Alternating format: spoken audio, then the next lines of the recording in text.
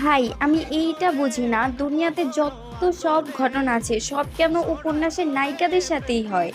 এই যে যেমন ধরো, আমাদের নেতা সাহেব ওরফে রিদ খান, সে রক্তাক্ত অবস্থায় রাস্তায় পড়ে আছে, তাহলে ওই মুহূর্তে কেন মায়ার সাথে দেখা হতে হবে? আমরা কি নাই? আমরা কি পৃথিবীতে বাস করি না? ভাই আমাদের সাথে দেখা হলেও তো পারে। আবার সভ্য পুরুষ জয়ামির, তার কেন বেছে বেছে অন্তুকেই সিগারেটে টান দিতে বলতে হবে? আমাদের কাছে আসতো, আমাদের কাছে এসে বলতো যে বেবি একটা সিগারেটে টান মেরে দাও, আমরা সাথে সাথে টান মেরে দিতাম। তাহলে তো আর এত কোনো ঘটনাই ঘটতো না, তাকেও উপরে যে পটল তুলতে হতো না। আরেকজন, মানে আমাদের জায়ান বেবস, তারও কেন সৎ বোনের উপরে উষ্টা খেয়ে পড়তে হবে?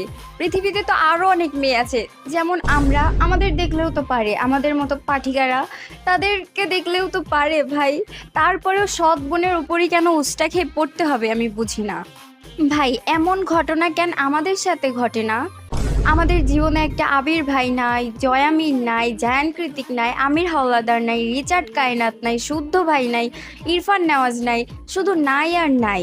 এখন আমাদের জীবনে যদি এমন একটা আবির ভাই, জায়ান কৃতিক, শুদ্ধ ভাই, ইরফান নেওয়াজ, রিচার্ড কায়নাত, প্যারিস ইউভান না আসে, তাহলে জ্বলবে আগুন ঘরে ঘরে। পাগলি তোরে রাখবো বড়